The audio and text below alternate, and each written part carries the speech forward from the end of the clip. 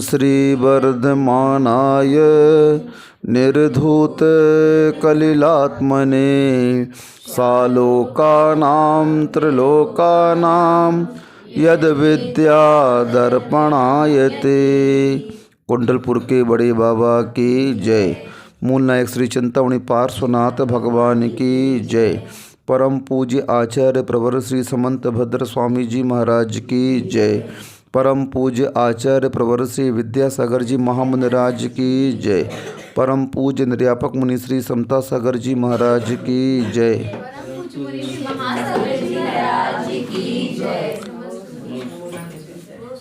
धर्म पर श्रद्धान करना यह सम्यक दर्शन का मूल कहा गया है।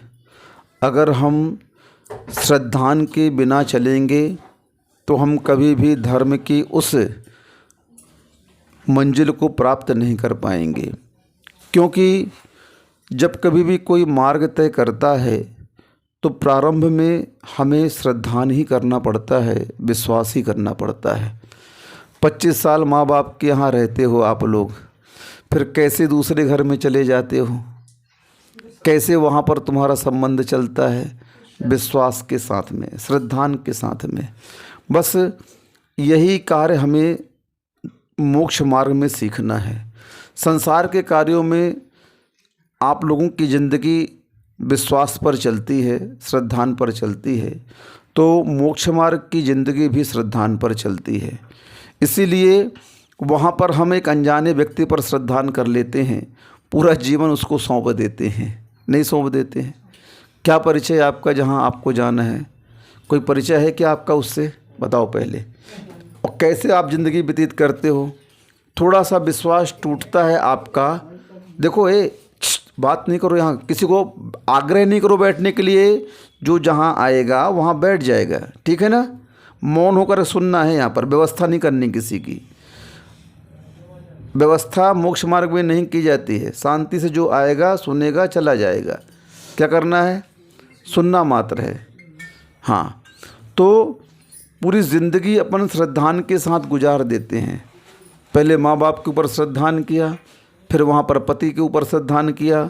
हर जगह, व्यापार में, चाहे दफ्तर में, चाहे मोहल्ले में, हर जगह आपका संबंध किसके ऊपर चल रहा है? अगर श्रद्धान टूट गया, विश्वास टूट गया तो डिवोर्स। क्या हो गया? संबंध विच्छेद हो गया आपका। क्या हो गया? हाँ, देखो संसार के संबंध तो विश्वास पर चलते ही हैं, लेकिन वहाँ पर विश्वास टूट जाता है। धर्म का संबंध ऐसा होता है कि यहाँ पर कभी भी धर्म अपना विश्वास टूटने नहीं देता है। तुम भले ही आप उस विश्वास को तोड़ दो, लेकिन धर्म कहता है मैं अपनी तरफ से आपको नहीं छोड़ूंगा। धर्म कभी बुलाता भी नहीं है और आने वालों को कभी भगाता भी नहीं है। चल करके किसे आना पड़ेगा? स्वयं को।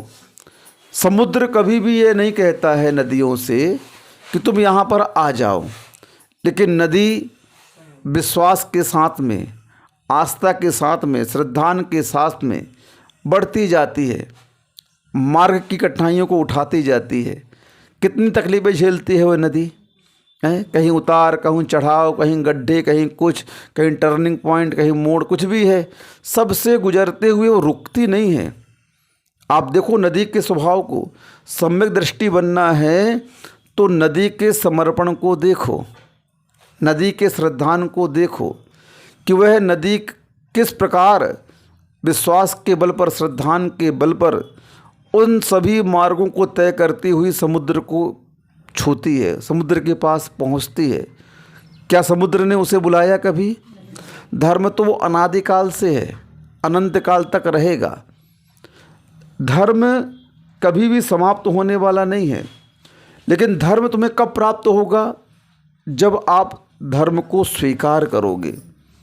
धर्म आपको कभी कॉल नहीं करेगा कि आप आइए हमारे पास में, बुलाएगा नहीं। मैंने पहले भी कहा, आप इसी से शिक्षा लीजिए ना। जब दिव्य ध्वनि खिरती है तो हमारे तीर्थंकर किसी का नाम लेकर नहीं बोलते हैं आ जाओ, तुम लोग आ जाओ, देखो मैंने ये पद प्राप्त कर लिया है, तुम लोग भी प्राप्त कर लो, दीक्षा ले लो जल्दी से। नहीं, वहाँ तो तत्व का स्वरूप बताया जाता है, धर्म का लक्षण बताया जाता है, उसके परिणाम, उसके फल, उसके करने की विधि व्यवस्थाएं, मोक्ष मार्ग की सब कुछ बताई जाएगी। चलना तुम्हें पड़ेगा। किसे चलना पड़ेगा? स्वयं को चलना पड़ेगा। मोक्ष मार्ग में यही विशेषता कही गई है।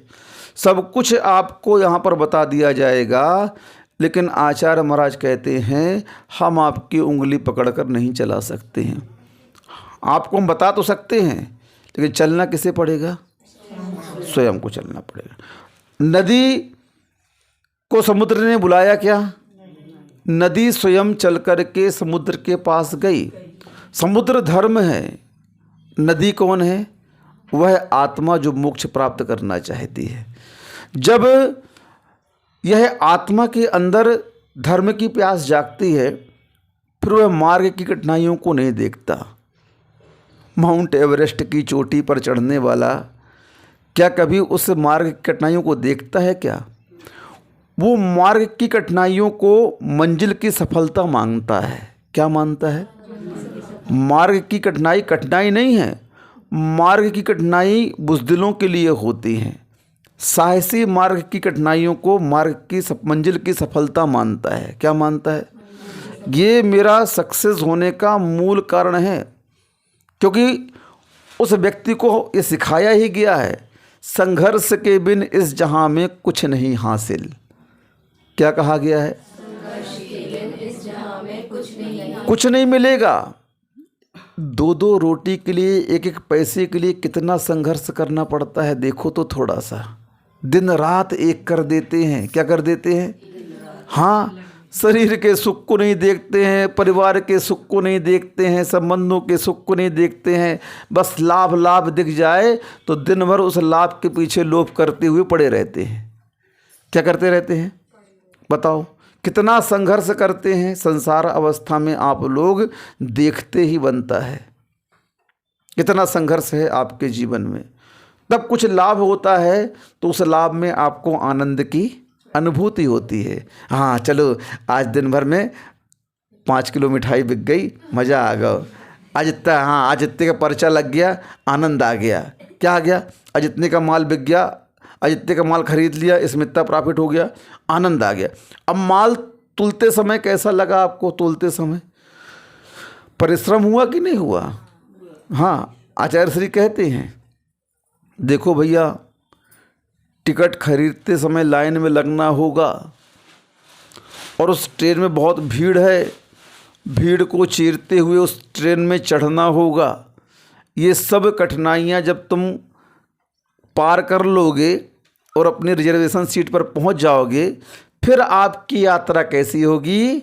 आनंदमय होगी। कैसी होगी? आनंदमय। उसके पहले क्या करना पड़ेगा? बहुत भीड़ है, संघर्ष तो करना पड़ेगा, लाइन में लगना पड़ेगा, हर कुछ करना पड़ेगा।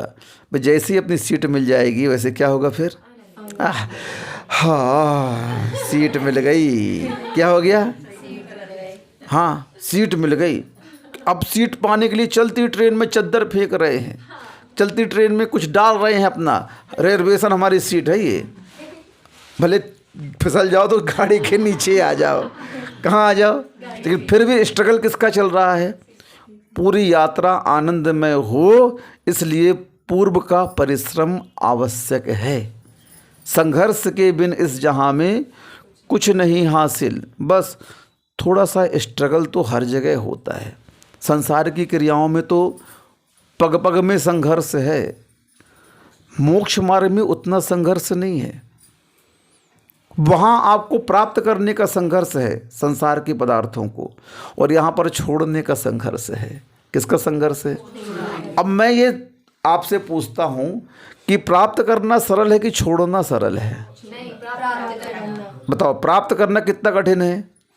एक एक पैसे के लिए आप कितना परिश्रम कर रहे हो, छल कपट चोरी बेईमानी सब कर रहे हो। वो सरल है कि बैठ करके आंख बंद करके बढ़िया भजन करना, एक टाइम मिल गया श्रावक के यहाँ, खाओ आराम से और बैठो, कुछ नहीं करना पड़ता। कौन करेगा दादी मन स्थिर? मैं वही तो कह रहा हूँ। साल में 365 दिन होते हैं तो रोज अंतराय आता है क्या? और अंतराय भी आएगा तो हमारे आचार्य ने हमें ये ज्ञान दिया है कि बेटा जिस कर्म को तुमने बांधा है किसी न किसी निमित्त से मिलेगा। अब अंतराय की बात करते तो सुनो, जब तुम्हारे जीवन में अंतराय कर्म आता है ना तो कैसे आता है? कहीं ये मर गया, कहीं वो मर गया, कहीं हानि हो गई, कहीं व्यापार नहीं चल रहा, कहीं पुत्र नहीं हो रहा, कहीं भाई भाई लड़ रहे हैं।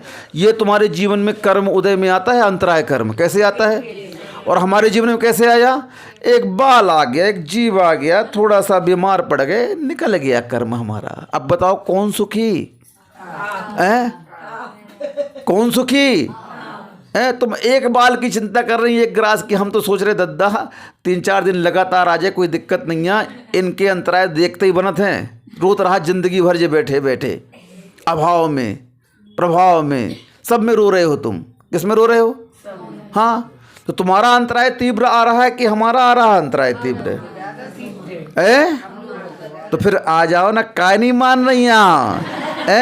आचार्य महाराज ने उदासीन आश्रम की व्यवस्था कर दी, साधिका आश्रम खोल दिया।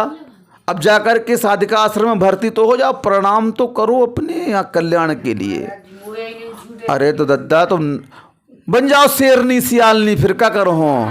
जब मोह नहीं छूट रहा हुआ है तो उसका अंजाम तो यही है। क्या परिणाम है उसका? शेरनी सियालनी बन जे हो, सुकरी कुकरी बन जे हो, घूमत रहो संसार में, पर्याय में पिल्लों को लेकर घूमत रहियो 12-12। बेमोहिनी कर्म के तो लक्षण ही आए, काय के आए। विवेद श्रावा कहाँ जो बहुत मोह करते अपने बच्चों से, तो कर्म लेते हर साल 12 दें तुम्हें, पिल्लो पालत रहो अब तुम मोहिनी कर्म कर। और का क्यों भेजा तिरंच गति में तुमको? इसीलिए तो भेजा तुमको तिरंच गति में। तुम्हें यहाँ आके मोह कम करना था तो और बढ़ा रहे हो। तो कर्म बोलता है बढ़ाई लो अच्छे से, 12 पैदा बना दे नागिन। एक बार में फोड़ो तो हजारों अंडा हो, बच्चा हो तो उनके, और खा ले फिर बैठ कर कुंडली मार के वो अपने बच्चों को हैं। अरे हो तो जो मोह का परिणाम है। क्या है ये सब चीज़ें? हाँ सुनो सुनो, बोलो नहीं, ये क्या है परिणाम? तो अब तुम नहीं छोड़ोगे तो हम क्या करें बताओ? तो सिद्धांत को समझना, धर्म को समझना, यही तो कहलाता है। यहाँ पर धर्म कर पूजा करने का नाम धर्म है क्या? स्वाध्याय असली क्या? ये तो अपन ने द्रव्य स्वाध्याय बांच दिया। अब इसके माध्यम से भाव स्वाध्याय की ओर जाओ। भाव स्वाध्याय क्या है? भाव श्रुत क्या है? उस द्रव्य स्वाध्याय के माध्यम से उस क्रिया का प्रयोग करना भाव श्रुत कहलाता है। राग द्वेष को नहीं छोड़ना चाहिए, बंद का कारण हाव पढ़ लिया हमने। अब इसका प्रयोग करो। क्या करो? अब प्रयोग नहीं करेंगे उस क्रिया का तो फिर हमारे अंदर वीतरागता कैसे जागृत होगी? कैसे पैदा होगी वीतरागता? कैसे? क्या वीतरागी पेड़ से टपकते हैं क्या फल बन करके? हैं? संसार के इन्हीं कर्मों की परिणामों को देखते हैं, समझते हैं, जानते हैं। आश्रवबंध की प्रक्रिया को सुनते हैं सिद्धांतों में। अरे भैया इसमें इतना दुख है, देखो तो सियालनी बन गई, देखो तो शेरनी बन गई, देखो तो निगुत में पहुंच गया, देखो तो नारकी बन गया, किस तिरंच गति में परिभ्रमण कर रहा है, ये मैला खा रहा है, ये भूखों मर रहा है, इसको खाज खुजली हो गई। अब ये कौन सोचता है? कर्म सिद्धांत का चिंतन करना चाहिए। थोड़ा सा अपने से निकृष्ट लोगों को देख करके थोड़ा सा कर्म सिद्धांत का चिंतन करो। वही असली कर्म सिद्धांत है। ये कैसे मल खा रहा है, क्यों खा रहा है, ये बताओ तो। ये विष्टा क्यों खा रहा है? इसने धर्म की उपेक्षा की थी, अभक्ष्य खाया था इसने। क्या खाया था? हाँ हाओ, खूब रात्रि भोजन करे, खूब अभक्ष्य खाए, मन मन को खाओ। जो तुम्हें नहीं खाने तो धर्म ने जिस बात की मना की उस नियम को तुमने तोड़ा, उसको खाया तोड़ करके। तो बोले ठीक है अभी गर्रा ले बेटा, तेरा मौसम चल रहा है। अभी किसका दबदबा चल रहा है?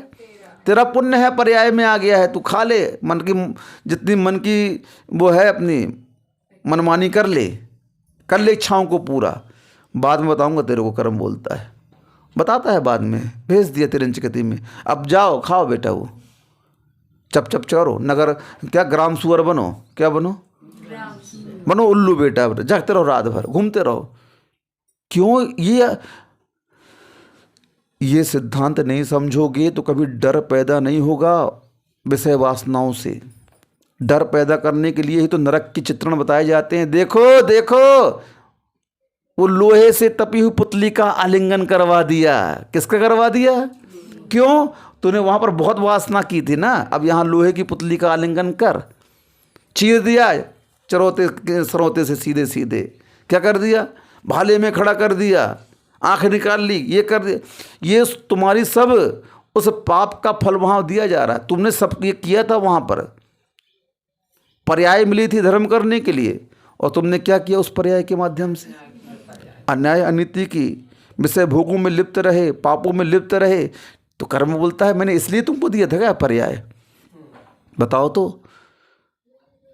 आपका बेटा है, माता पिता ने व्यापार करने के लिए उसे पैसा दे दिया, सुन रहे हो? किस में दे दिया पैसा उसको? हाँ, लो बेटा 5 लाख रुपए लो, तुम व्यापार करना। और उस बेटे ने उस पैसे से जुआ खेल लिया, शराब पी ली, रंडीबाजी कर ली, मांस आदि खा लिए, कुल मिलाकर के सप्त विष्णु और 5 पापों में उसे नष्ट कर दिया। अब उस बेटे की बाप के सामने क्या इमेज बनेगी बताओ? परिवार में उसकी क्या इज्जत बनेगी? दोबारा वो आपसे पैसा मांगेगा तो आप दोगे क्या? क्यों नहीं दोगे भैया? तुम्हारा बेटा है, सगा बेटा हो चाहे कितना कैसा बेटा हो, फिर माँ बाप बोलेंगे हम इसको अब कोई पैसा क्यों नहीं देंगे? क्योंकि इसने उस धन का क्या किया? दुरुपयोग कर दिया। बस धर्म भी यहीं पर यही कहता है, मैंने इस बेटे को धन के रूप में पर्याय दी थी। क्या दिया था? और इसने उस पर्याय रूपी धन का दुरुपयोग करके क्या किया? व्यसनों में, पापों में, विषय कसायों में, अनीति अन्याय अभक्ष में इस धन का, पर्याय रूपी धन का नाश कर दिया। धर्म बोलता है अब ये नालायक है, मूर्ख है, ये अज्ञानी है, अब इसको ये पर्याय नहीं देंगे, अब वो आपको धन नहीं देगा। क्यों? आपने इमेज गिरा ली अपनी। क्या कर ली? इमेज गिरा ली ना अपनी। जब घर के बेटे को तुम सगे अपने कोख से जिसको जन्म दिया तुमने, उसके प्रति तुम्हारी धारणा क्या बन जाती? उसने अगर उस धन को अपव्यय में नाश कर दिया तो सगे पुत्र को धन नहीं दे रहे हो तुम अपने, जो व्यसनी है, कुलच्छी निकलो, जो क्या बोलते हो, कुलच्छी निकलो, जो कुल को नाश करने वाले निकलो, उस पुत्र को तुम नहीं दे रहे हो, तो धर्म तुमको फिर पर्याय क्यों देगा? समझो तो थोड़ा सा। इस बात को हम समझ नहीं रहे हैं। नहीं समझोगे पुनः दे सोटन की मार क्या पड़ेगी? वही फिर गधा बनो, बैल बनो और जाकर के बोझा ढोगे, कुकरी सुकरी बनोगे। वो भी कैसी बनाएगा? सड़े खजहा बने हैं, अच्छी न बने हैं। अच्छी तो कम से कम पुण्यात्मा बनते तिरंचे, जो नेताओं के और उद्योगपतियों के कुत्ते पिल्ले बनते हैं। हाँ, गैया तो खूब सारी होती हैं, लेकिन पाटनी जी की गैया अलग से रहते, स्पेशल रहते। कैसी रात है? गर्मी में एसी लगो है, कूलर लगो, पंखा लगो है, 4 नौकर सेवा कर रहे, रोज़ नहला रहे, धुला रहे, तेल लगवा रहे, अच्छो मन को खावे दे रहे उनके लाने, उनकी ऐस अलग है। और बे गैया इतने घूम रही हैं रोड में, सूखे पत्ता खा रही हैं, पन्नी खा रही हैं। वे कुत्ता रखे सेठियों कहाँ, उनको पाल वाले 2 नौकर लगे हैं नहवावे वाले। एक पिक्चर बन गई एंटरटेनमेंट कुत्तों के ऊपर। क्या बन गई? हैं? मूलचंद जी, हमको बच्चों ने दिखाया हमारा जी, देखो इस पिक्चर में कुत्ते का नाम मूलचंद है। वो संपत्ति के मालिक कौन है? कुत्ता है। बताओ अब ये क्या है? कितना पुण्यवान कुत्ता है कि उसको मालिक बना दिया। एक मूलचंद बोलता है इसको, मूलचंद जी बोलो, मूलचंद जी। अब मूलचंद जी परेशान कर रहा है नौकर को, है यहाँ से यहाँ भाग रहा है, ये कर रहा है, वो कर रहा है। अब बताओ, है बात पिक्चर की, लेकिन उस पिक्चर में भी तो उसे मालिक बनाया कि नहीं बनाया? बड़े बड़े एक्टर उसके नौकर बन गए। क्या बन गए? जो एक्टर लाखों करोड़ कमा रहे हैं, उस पिक्चर में किसके नौकर बने? अब बताओ आप, यानी उन बड़े आदमी को भी, उन एक्टरों को भी भले झूठ मूठ में कर्म उस कुत्ते का नौकर बना रहा है कि नहीं बना रहा है? बताओ क्या है ये? उसकी पुण्य प्रकृति है। क्या है उसकी? ठीक है किसी कारण से वो तिरंजगति में चला गया, लेकिन उसने पुण्य इतना किया था कि किसका कुत्ता बना, उसके ऊपर पिक्चर बन रही है। बताओ भाई क्या हो रहा है, ये क्या है। इसीलिए हमें इन परिणामों से बचने का पुरुषार्थ करना चाहिए। ये पुरुषार्थ अगर आप नहीं करते हैं तो आपके हाथ से जीवन फिसल जाएगा। जीवन को बर्फ़ की भांति कहा गया है।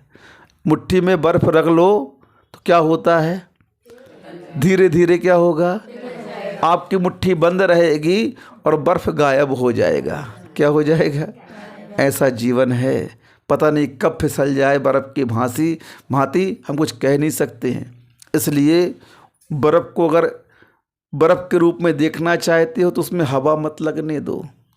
क्या मत लगने दो, हवा मत लगने दो। हम लोग देखते थे बर्फ़ के गोले खाते थे बचपन में, तो बर्फ़ वाला बर्फ़ के ऊपर बुरादे डाल कर रखता था। क्या डाल कर रखता था, बुरादा डाल देता था उसमें, उसको ढाँक करके फट्टी के अंदर रखता था। सुबह शाम तक उसका बर्फ़ कम घुलता था, घुलता तो था लेकिन कम घुलता था। अब ये क्या है, अगर तुम अपने इस आत्मा को सुख देना चाहते हो, इस पर्याय को जब तक मुक्ति न मिले अगर चाहते हो, तो धर्म की इस पे थोड़ी सी फट्टी डाल दो, धर्म का बुरादा डालकर ढाँक करके रखो इसे, तो ये जल्दी खराब नहीं तो जल्दी नष्ट हो जाएगा। क्या हो जाएगा, समझ में आ रहा है। बहुत अच्छा, ज्ञानी तो हो आप लोग, इसमें कोई दो मत नहीं है। लेकिन समझने के बाद क्रिया रूप परिणत नहीं करते हैं आप इसे। किस रूप परिणत नहीं करते हैं, हाँ, इस श्रद्धान को कभी भी टूटने मत दो, कभी भी टूटने मत दो। इस धर्म की बदौलत ही सब कुछ मिलने वाला है। कर्म का उदय जीवन में चल रहा है, चलने दो, कोई बात नहीं, उतार चढ़ाव चलता रहेगा, जीवन इसी का नाम है। लेकिन इस बीच में हम धर्म नहीं भूलेंगे, धर्म को नहीं छोड़ेंगे। नदी जब अविरल रूप से बहती है तब जाकर के वह मार्ग के संघर्ष को सहती हुई, स्ट्रगल करते हुए समुद्र के पास पहुंचती है। अब समुद्र के पहले उसका रूप कितना बड़ा था, बहुत छोटा था। क्या आचार्य श्री ने दोहा लिखा, बूंद बूंद के मिलन से जल में गति आ जाए। एक बूंद जल पत्ते में है, उसमें गति नहीं है, एक बूंद और डालो ऐसे हिलता है, पहले क्या करता है, फिर एक बूंद और डालो थोड़ा सा बढ़ेगा, एक बूंद और डालो फिर थोड़ा सा, बूंद बूंद करते करते करते वो पत्ते से धार बह जाती है। क्या हो जाती है। हम लोग गुरुजी के साथ में अमरकंटक में थे, नर्मदा नदी का उद्गम है वहाँ पर। गुरु महाराज देखने के लिए गए तो बोले देखो तो, तभी उन्होंने यह दोहा लिखा था। अनंत की यात्रा में हाँ, तो वहाँ से जब वो नदी निकलती है एक पतली सी धार जैसे निकलती, एकदम जैसे नाली बहती है ना, उससे भी पतली धार रहती है। हाँ, नाली तो फिर भी तेज बहती है, आपके घरों को पानी आता है, बहुत पतली धार से वो निकल रही है, बहुत पतली धार। वो धार कभी टूटती नहीं है, कितनी गर्मी पड़ जाए उसमें से वो स्रोत निकलता रहता है। अब उसी पतली धार को अपन थोड़ी बढ़ते बढ़ते बढ़ते बढ़ते 20, 25, 50 कदम जाते हैं तो बढ़ती जाती है, वो क्या हो जाती है, चौड़ी हो जाती है। और 1 आध किलोमीटर जाते हैं तो ऊपर झरना गिर रहा है। क्या गिर रहा है, ले साहब क्या हो गया। और आगे जाकर इसका रूप देखो, गया में तो 1.5-2 किलोमीटर का इसका वो बना हुआ पुल, डेरियान सोन। क्या है, गया में सबसे बड़ा पुल अगर किसका है तो वो डेरियान सोन। उसमें क्वेश्चन वगैरह आते हैं एग्ज़ाम में, आपके कंपटीशन के एग्ज़ामों में। अब कितना बड़ा पुल बन गया, कितना बड़ा रूप देख लिया उसका, देखो आप कितना चौड़ा पार्ट है उसका, 1.5-2 किलोमीटर का उसका पार्ट है नदी का, कितना विकराल रूप ले लिया। भड़ूच में जब गिरती है जा कर के बंगाल की खाड़ी में, तब उसका रूप देखो कितना विकराल हो गया। निकली थी तो कितनी बड़ी थी, बस। हाँ, आप लोग भी निगोश निकले थे ना, एकदम पतले पतले थे, कैसे थे। हाँ, अब विकास करते करते करते करते इस पर्याय में आ गए हो। अब यहाँ से अगर मरुस्थल की ओर मुड़ गए तो जीवन समाप्त होगा। जो नदी मरुस्थल की ओर बढ़ जाती है उसका अस्तित्व समाप्त हो जाता है। उस रेगिस्तान में क्या होती है, विलीन हो जाती है और उसको पता ही नहीं चलता हम कहाँ आ गए। और जो नदी संघर्ष करते हुए उस समुद्र की ओर बढ़ जाती है तो उसका रूप कैसा हो जाता है। अभी पहले नदी थी, अब समुद्र बन गई। क्या हो गई वो? समुद्र ने उसे बुलाया नहीं, लेकिन आए तो दुत्कारा भी नहीं। धर्म समुद्र की भांति होता है, किसी को बुलाएगा नहीं, लेकिन अपने पास आने वाले को कभी दुत्कारेगा भी नहीं, शरण देगा। क्या करेगा वो? हाँ, धर्म का कार्य ही शरण देना है, लेकिन बुला के शरण नहीं देगा आपको। वो आपको स्वयं समर्पित भाव से, श्रद्धान के साथ, आस्था के साथ, विश्वास के साथ अपने जीवन को समर्पित करना पड़ेगा। नहीं करोगे तो तुम्हें कोई स्वीकार भी नहीं करेगा। तुम अगर किसी को श्रद्धा के साथ अपना जीवन समर्पित नहीं करते हो तो सामने वाला कभी स्वीकार नहीं करेगा। तनाव की स्थिति कब बनती है? जब बीच में शंका होती है। क्या होती है? अरे जब देखो जब शंका करता रहता है। फ़ोन में बात करूं तो शंका करता है किससे बात कर रहा है, इससे बात करूं तो शंका करती है किससे बात कर रहा है। दोनों एक दूसरे के ऊपर आक्षेप लगाते हैं। आजकल सुनने में आता है, मैंने इनका फ़ोन पकड़ा महाराज जी, इनके फ़ोन में ऐसी ऐसी बातें टेप थी, क्या बताएं, ऐसे ऐसे चैटिंग करते थे, क्या बताएं। अब क्या हो गया? शंका थी, और शंका के कारण संबंध कैसा हो गया? दरार पड़ गई। इसीलिए जहाँ शंका होगी वहाँ पर दरार पड़ेगी। इसलिए कैसे रहो? निसंक रहो। कैसे रहो? हाँ, इसीलिए निसंकित अंग हमारे यहाँ सबसे प्रथम रखा गया है। जिन वचन में शंका न धार। क्या कह दिया?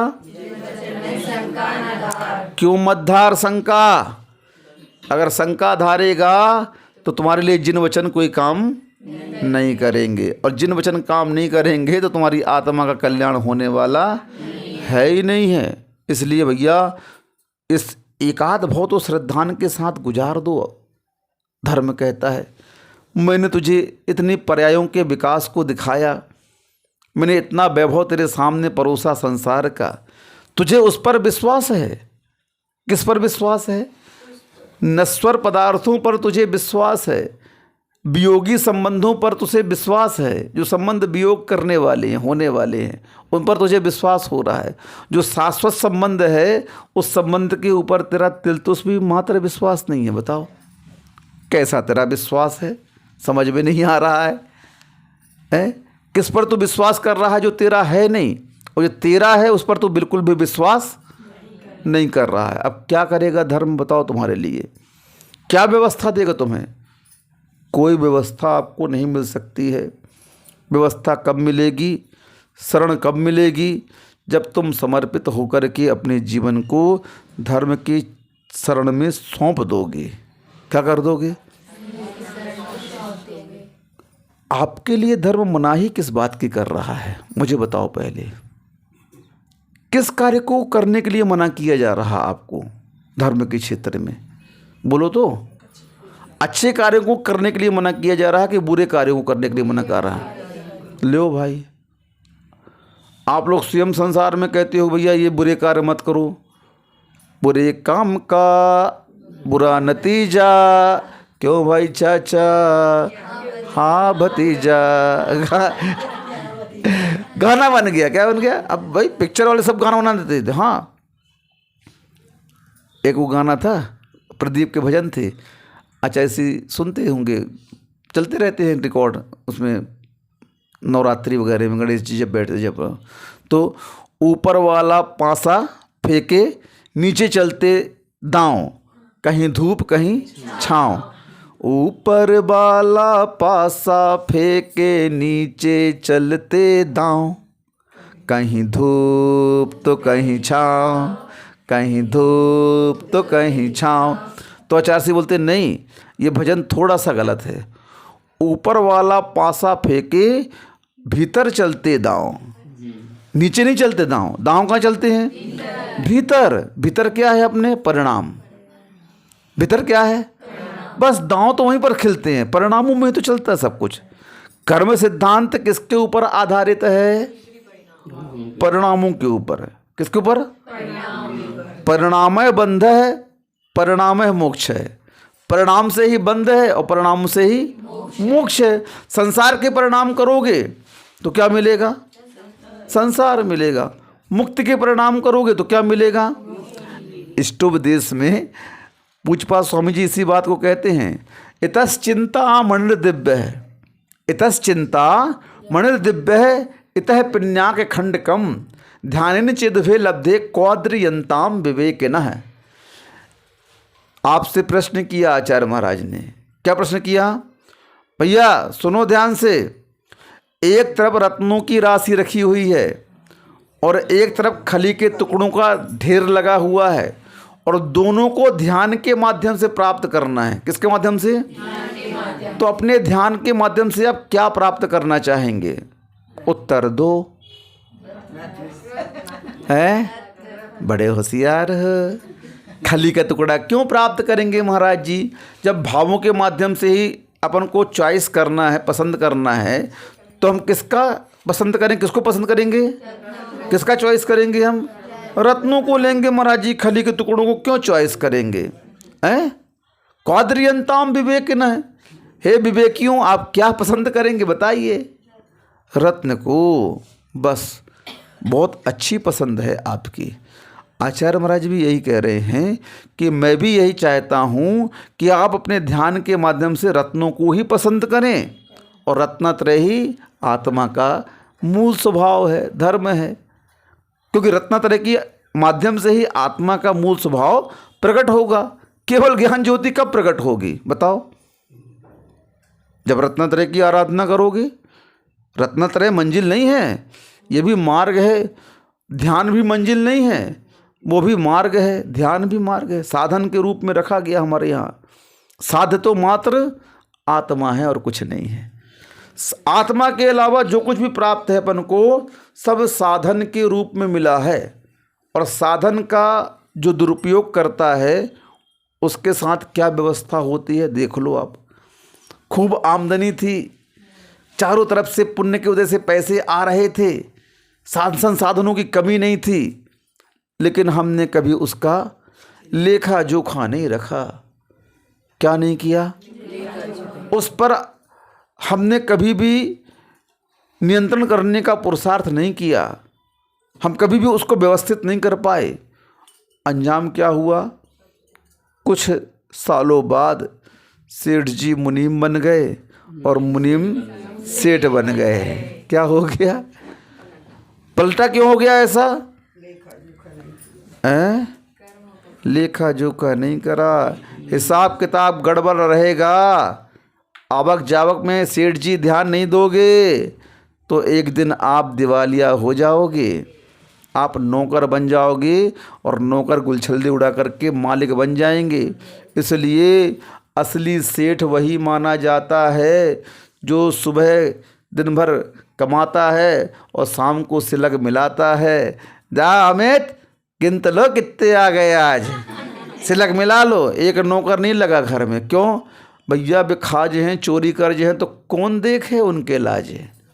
हाँ, इससे तो हम ही 5-7 लोग हम ही कर रहे हैं काम। 4 पैसा घर में अच्छी नीति है, कम से कम 4 पैसा बचना तो चाहिए। क्यों? हम सेठ कहलाएंगे, उसको दान करेंगे, धर्म में खर्च करेंगे, बहुत अच्छी बात है। वही तो, ज़्यादा कमाओ दूसरों के लिए, कम कमाओ अपने लिए। किसके लिए? बस तुम लोग कितना कमाना चाहते हो? ज़्यादा कमाना चाहते हो तो चोर चमार ले जाएंगे उठा करके, सरकार आएगी टैक्स मारेगी, ले जाएगी उठा करके। हाँ, तो अब सोच लो, क्या हो गया? सेठ जी मुनीम क्यों बन गए? हिसाब किताब गड़बड़ था। सुबह की सिलक शाम को नहीं मिलाते थे। पुण्य के उदय में सब चलता रहा, और जैसे ही पाप का उदय आया तो दिवालिया हो गए। असली सेठ क्या करता है? सुबह से शाम तक में जितना कमाएगा, रात को सिलक मिलाएगा, रात को अपना खाता वही करेगा, कितना पैसा आया कितना गया जमा खर्च देखेगा, तब पूरा उसको ध्यान रहता है किससे लेना है, किसको देना है। ये सब व्यवस्थाएं अगर नहीं करता है पार्टी फेल हो जाएगी। मोक्ष मार्ग की भी यही व्यवस्था है। अगर आप कर्मों के आने जाने का लेखा जोखा नहीं करते हो, ये पर्याय की पार्टी फेल हो जाएगी। क्या हो जाएगी? फेल हो जाएगी। फिर कहाँ जाओगी फेल हो जाओगी तो? जाने हैं महाराज जी, हमें नहीं बनने कुकरी सुकरी, हमें नहीं बनने नारकी मारकी, हमें नहीं बनने निगोदिया जीव। भैया बनना तो कोई नहीं चाहता, लेकिन काम किसके कर रहे हो? संसार में आने के बाद में उसी गति के काम कर रहे हो सब कोई। किसके काम कर रहे हो? महाराज जी मोह नहीं छूट रहा है। अब भैया मुंह नहीं छोड़ोगे तो ये मुंह तुम्हें कहाँ ले जाएगा? अब देखो ये जहर है इतना सा, कितना सा है? खा लो ना थोड़ी सो। क्यों नहीं खाओगे? हैं? एक बूंद जहर के पास भी कितनी शक्ति है, आपके प्राणों का हरण कर सकती है। क्या कर सकती है? इतनी सी अग्नि है, उसके पास क्या शक्ति है? वह पूरे जंगल को भस्मीसात कर सकती है। जब इतना सा जहर, इतनी सी अग्नि कितना बड़ा कार्य कर सकती है आप देखो तो।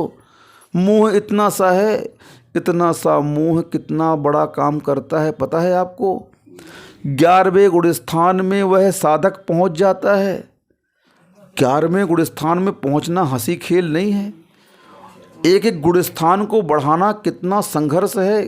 कितना मुंह और राग को, जितना योग को नियंत्रित करते होंगे वो साधक जब जाकर के ऊपरी गुणस्थान पहुंचते हैं।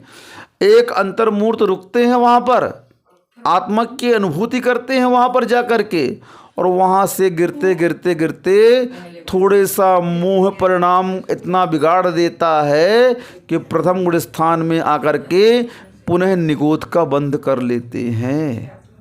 कहाँ का? मिथ्यात्व तो ठीक है, निगोद का बंद कर लिया। कहाँ का बंद कर लिया? और कौन करवा रहा भाई तुमसे? हमारी संपत्ति, हमारी चुड़िया, हमारा गहनों, हमारा जो मर गए कहत कहत हमाओ तुम्हाओ कहाँ है? अब एक चोर आहे रास्ता में, तुम्हारी चैन में हाथ मार है और ले जे है, हमारी चैन ले गो, हमारी चैन ले गो, हमारी चैन ले गो। तुम्हारी चैन तो ले गो, सुख चैन ले गो। कौन सी? हाँ, अब चैन की हो गई। अब तुम पहले की कह रही थी, तुम कौन किया है? अब कौन की हो गई पहुँचते ही साथ? लो, अब वो चोर बोलो जो तो हमारी है।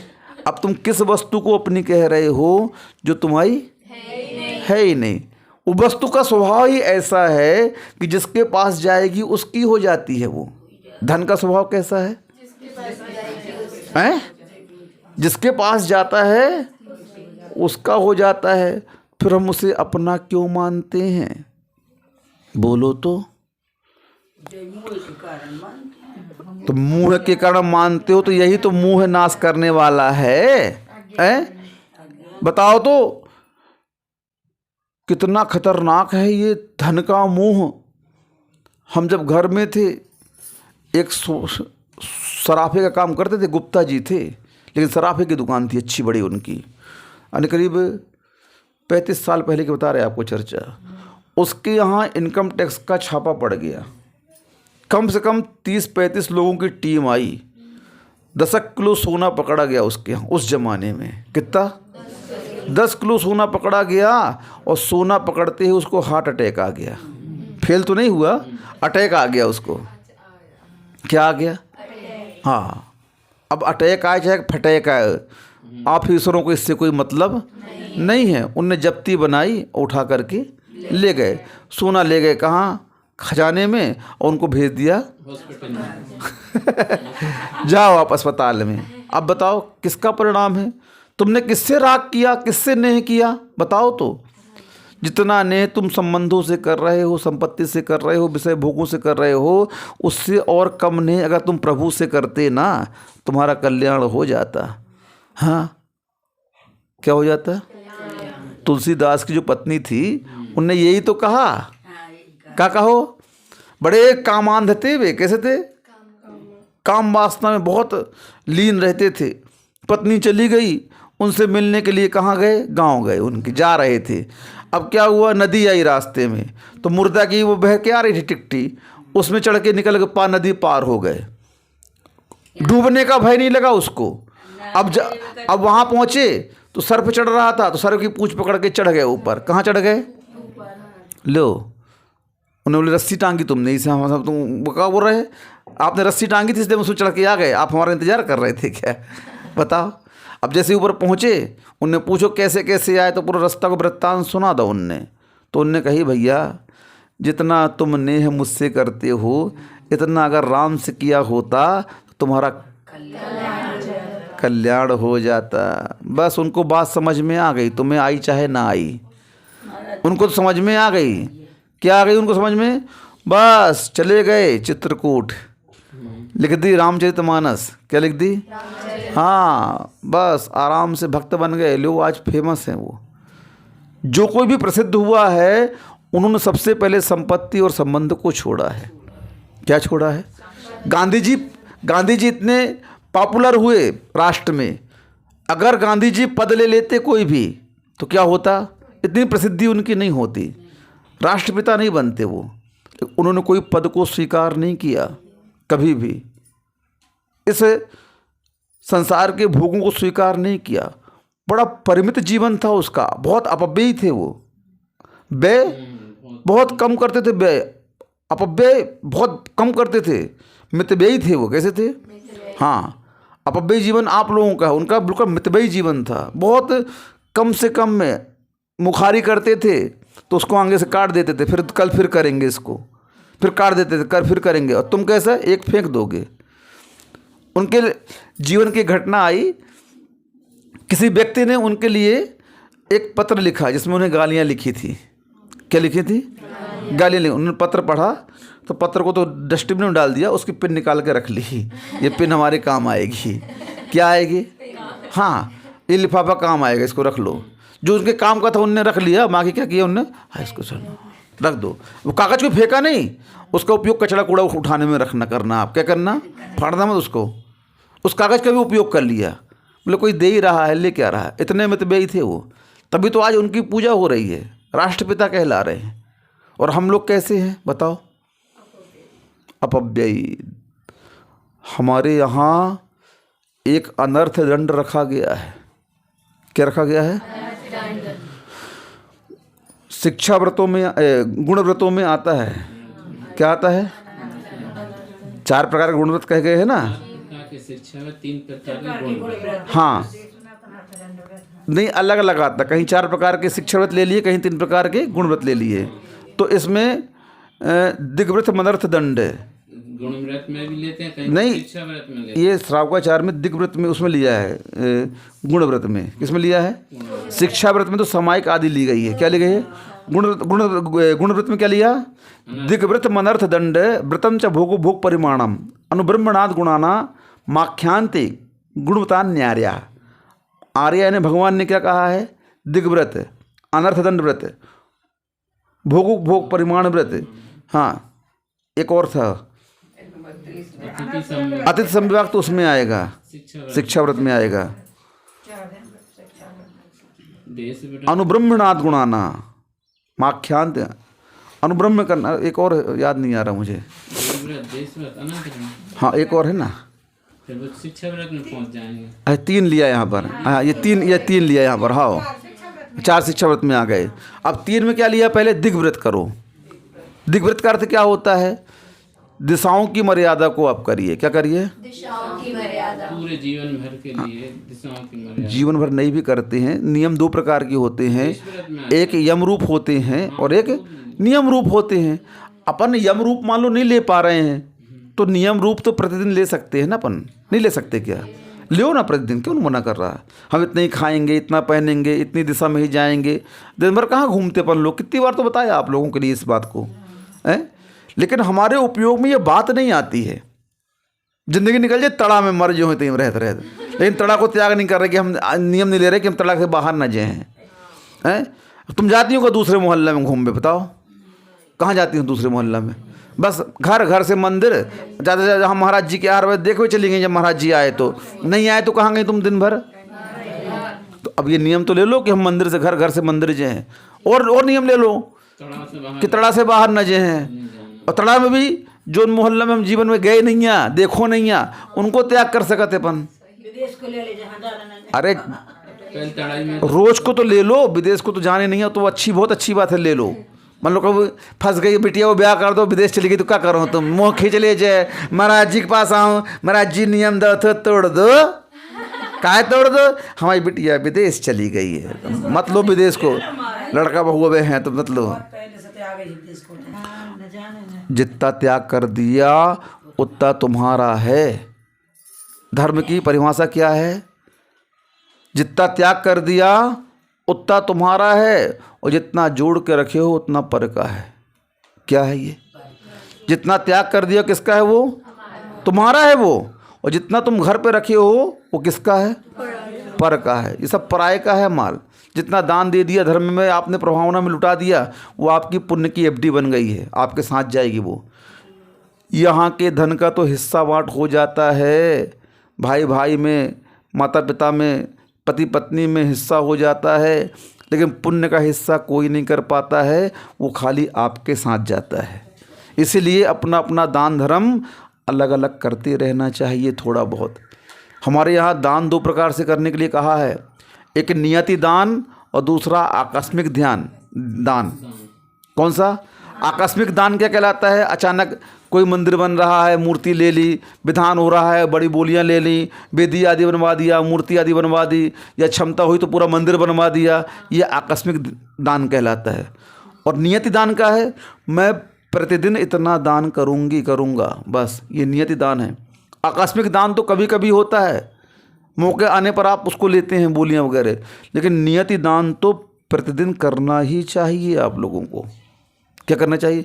भले 1 रुपये का विसर्जन करो, 2 रुपये का विसर्जन करो, गुल्लक में डाल के आओ, ये नियति दान तो आपको मतलब आदत बनानी चाहिए। इसके करनी चाहिए। बच्चों में संस्कार डाल। हम लोग छोटे छोटे थे, घर में दादी 10 पंजी देती थी, मंदिर में डाल देना। उसमें 10 पंजी चलती थी, मंदिर में डाल के आना। हाओ कभी कभी गटागट खा लेते, नहीं डालते। हाँ काय डाला है? हाओ डाला है, झूठ बोल रहा हूँ, मुँह खोल। गटागट में डल गए। सूंगो देख, तुम गटागट खा के आए ना। हाँ चलो जो पैसा पकड़ो, कुल्ला करो, अब डाल के आओ, अब खाइयो ना।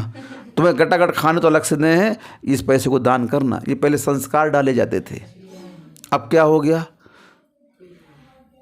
द्रव्य चढ़ा के चली आई, इतनी सी द्रव्य लाई तो पूजा ही हो गई। भगवान दूध चावल भगवान को चढ़ा दे, चले आए, बस उतनी तो मिले। उतना तो मिलेगा जितना तुम चढ़ा के आ रहे हो, उतना तो मिलेगा। कितना मिलेगा तुमको? अच्छे द्रव्य से करो पूजा भगवान की, सुंदर सुंदर द्रव्य सजाओ। हम लोग ब्रह्मचारी थे तो कोई खर्चे नहीं था, तो इतनी बड़ी बादाम आती, 1 उंगली बराबर। कितनी बड़ी? इतनी बड़ी कागजी बादाम आती थी, कागजी बादाम बोलते उसको। 2 ही चढ़ाते थे, सुनो, 2 ही चढ़ाते थे, छिक्कल सहित आती वो इतनी बड़ी। हाँ 2 ही चढ़ाते। कितने चढ़ाते हम लोग? बस, लेकिन हाँ चढ़ाते थे अच्छी से। चावल बड़े बड़े चाटते, बनाते नैवेद्य वगैरह, इतनी इतनी नहीं बनाते। अच्छी गोल, अच्छी चौक गोल कर देते हो, स्पेशल काट के बढ़िया बर्फी जैसे बना देते, चौकोर कहीं गोल कहीं कुछ ऐसे बनाते स्टाइल। क्या कर, काम दे रहे, काम ही नहीं है कजू। ब्रह्मचारी बन गए, बस स्वाध्याय करने, ध्यान करने, दुकानदारी बंद कर दी पूरी। अब क्या काम? तो द्रव्य सजा लेते थे 15-20 दिन की बैठ करके, स्रोतिया लेकर चक्कू लेकर काटते रहते, अच्छी गोल बना लेते, बढ़िया केसर से करते। कैसे? अब 1 डिब्बी केसर ले ली, महीना भर चल रही है, 10 रुपये 15 रुपये एक केसर। हाँ तो अच्छी द्रव्य से लोग बोलते थे, भैया थोड़ी द्रव्य दैयो, तुम्हारी अर्घ चढ़ा लगी। हाँ ले लो चाची, तुम द्रव्य ले लो, लो भाई तुम ले लो थोड़ी सी द्रव्य। उन्हें देख के नीयत खराब होती, द्रव्य कितनी अच्छी द्रव्य कैसे लगी जाए। तो अपनी क्रियाएं तो ऐसी होनी चाहिए कि दूसरे का मन कैसा हो जाए, ललचा जाए, तब तो आपका प्रभाव होना है। नहीं तो क्या मतलब? वही द्रव्य तुम चढ़ा रही हो, वही तुम। काजू किशमिश बाजार जाती हो तो कौन सी साड़ी पसंद करती हो जो कोई के पास ना हो? कौन सा सूट आप चाहते हो, कौन से कपड़े चाहते हो जो किसी के पास ना हो? जरा हट के। कैसे? जरा हट के। तो ऐसे धर्म की क्रिया करो ना, जरा हट के। कैसे? हाँ, हमारी हर क्रिया धर्म की कैसी होनी चाहिए? हट के। हम भगवान को नमोस्तु भी करें ना, हमारी स्टाइल बिल्कुल अलग होनी चाहिए, लोग देखें ऐसे करके, अरे जो बड़े पंडिताई में कहन दो तुमको क्या कह रहा हुआ है। हाँ, तुम नमोस्तु करोगी, तुमको कोई नहीं देखेगा, और तुम्हें वही समय एक नैपकिन निकालो, थोड़ी प्रक्षाल कर लो, और फिर नमोस्तु करो। कम से कम 20-25 आंखें तुम्हें देखें। कितनी देखें? ऐसे टांट भी कस करते। सुनो तो, कोई टांट भी मार सकता है आपको, लेकिन आपकी उस क्रिया ने कई लोगों का ध्यान आकर्षित कर दिया अपनी ओर। क्या कर लिया? कई लोगों का ध्यान क्या कर लिया? आकर्षित कर लिया। हट की क्रिया है कि नहीं तुम्हारी? और उसका श्रद्धान भी होगा, भले वो टोंट मारे, लेकिन एक दिन उस सत्य को स्वीकार करेगा। नहीं, दर्शन तो ऐसे ही किए जाते हैं, पूजन के लिए द्रव्य तो ऐसी ही लगाई जाती है।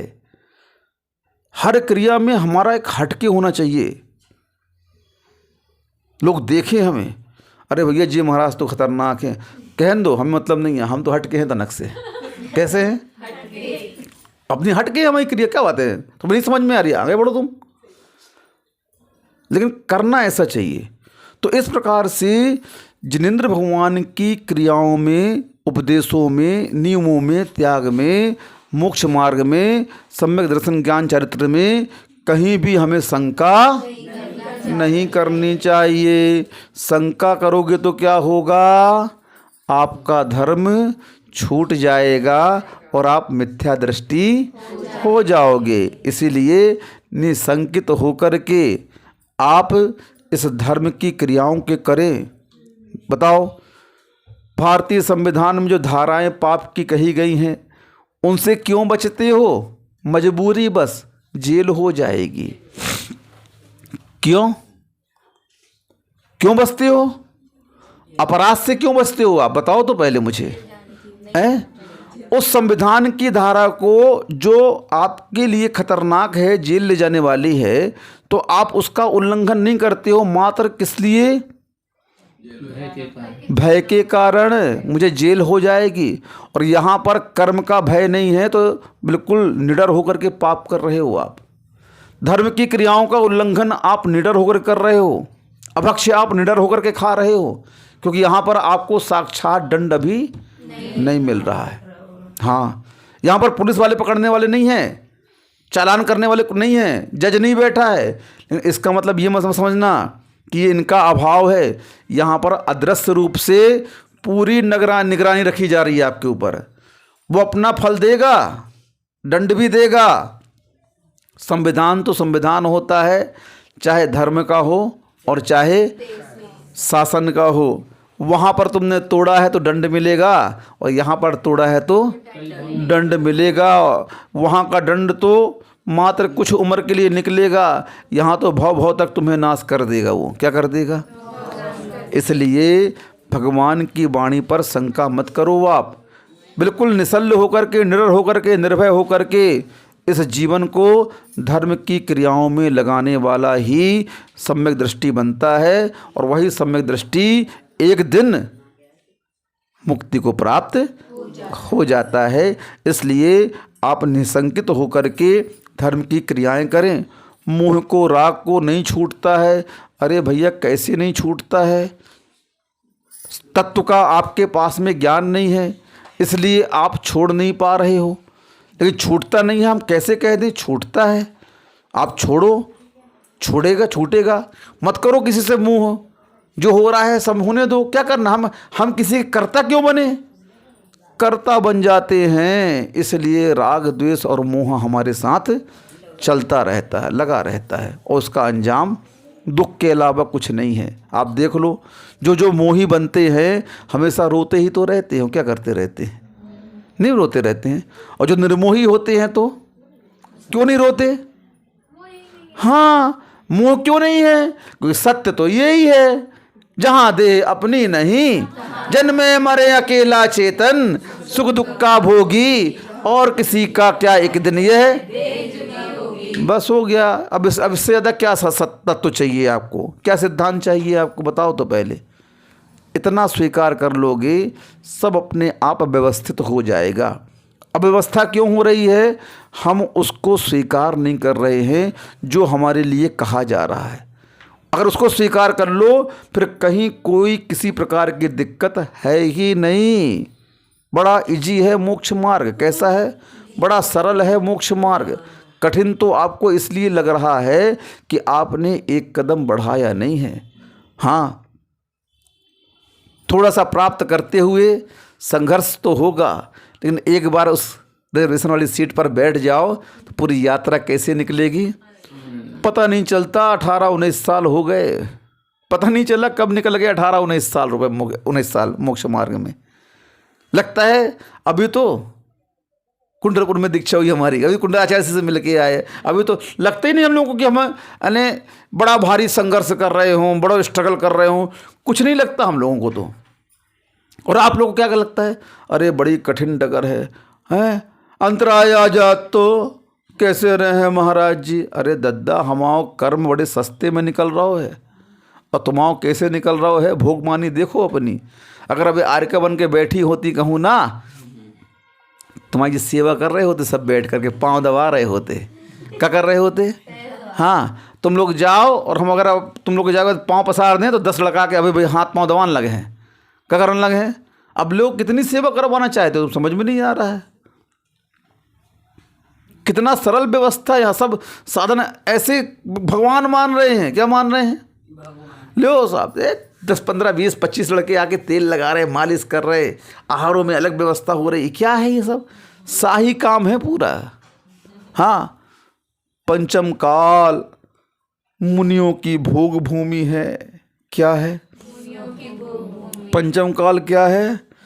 लो महाराज, जलेबी भी खाओ, छेने के रसगुल्ले भी खाओ, खीर भी खाओ, लड्डू भी खाओ, तिल पपड़ी भी खाओ, राजगिरी भी खाओ, कितने सारा खाओ। इतना तो राजा को नहीं मिलता, बादशाह को नहीं मिलता उतना तो, हैं? और हम कैसे बेताज बादशाह कैसे हैं? कुछ बोलते नहीं हैं और सब व्यवस्थाएं चल रही हैं। अब क्या करना बताओ? कितना सुख तुम भोग का चाहते हो बताओ तो? घर में रहते तो इतना भोग नहीं मिलता जितना मुनि बनने के बाद मिल रहा है। बताओ। अरे काय को परिसय, कमरा के अंदर बैठे हैं। कहाँ बैठे हैं? कौन सा परिसय शहर है बताओ? तुम बताओ। अरे हम तो 22 परिसय सहन कर रहे, तुम 2200 परिसय सहन कर रही हो। कितने कर रही हो? और 22 परिसय में कौन हमारे साथ में आज कौन कौन से परिसय आ रहे हैं 22 में? सामने बताओ ना। हैं? दंश मशक आ रहा है, तुम जाली वाले दरवाजे लगवा दे, मच्छरदानी वाले तुमने, मच्छर पड़े ही नहीं रहो अंदर। अब क्या करो तुम बताओ? और घुस भी गो अंदर मच्छर तो बच्चा निकाल रहे गिलास में भर भर के। बताओ जो परिसय कम होगा तुम। अब का बचो भूख प्यास, अच्छी खा पी के आ गए, काय की भूख प्यास है? बिहार कितो करने? चतुर्मास के बाद में कितो बिहार कर लो बताओ? हमने कितो चल लो। बेगमगंज से आए तो रुकत रुकत धीरे धीरे तड़ा आए, 2 दिन ते खाओ, 2 दिन ते खाओ, पहुंच गए नन्ही देवरी। नन्ही देवरी में 1 महीना 5-7 दिन रुक के बढ़िया आहार करे, कार्यक्रम करो। अब लौट के आए, एक आहार में ते आ गए। अब जो बैठे ठलुओं खाई आराम से, हाथ पाँव दब रहे, खूब बढ़िया सेवा हो रही। क्या करने? कौन सा बोलो हमने वो सहला बताओ? न याचना परिसय, न तिरस्कार परिसय, न पुरस्कार, कुछ तो नहीं आ रहे हम परिसय। समझ में नहीं आ रहा क्या परिसय आ रहे हैं? हमें तो इस मुनि व्यवस्था से सुख तो कहूँ नहीं मिल रहा है सामने संसार में। कहाँ दुख मिल रहा बताओ तो हमें? हैं? तो आ जाओ न, काय नहीं आ रही यहाँ। वही तो हम कह रहे हैं तुमसे, जब कहीं नहीं आ दुख तो काय नहीं आ रही यहाँ। लेकिन नहीं, मार्ग तो यही है और यही रहेगा। अन्य कोई मार्ग हमारे यहाँ है नहीं। भले आप इस मोक्ष मार्ग पर आगे नहीं बढ़ पा रहे हो, दीक्षा नहीं ले पा रहे हो, लेकिन कम से कम प्रतिदिन ये माला फेरिए कि कब मैं आर्का बनूं चाहे ना बनो। ये भावना ही आपके मोह को नाश करेगी। ये भावना ही आपके भाव को नाश करेगी और कोई मार्ग नहीं है। आपको निसंकित ऐसी ही भावनाएं बनाएंगी, तभी आप सम्यक दृष्टि बन पाओगे, नहीं तो मिथ्या दृष्टि तो अनादिकाल से है ही। अहिंसा परमो धर्म की, चिन्वाणी के ज्ञान तय सूझे लोकालोक, सोवाणी मस्तक नमो सदा देत हूँ ढोक। हे जिनवाणी भारती तो जपो दिन रैन, जो तेरो शरणा गहे सो पावे सुख चैन। देव भजू अरिहंत को गुरु सेवा निर्ग्रंथ, या धर्म पालो सदा यही मोक्ष का पंथ।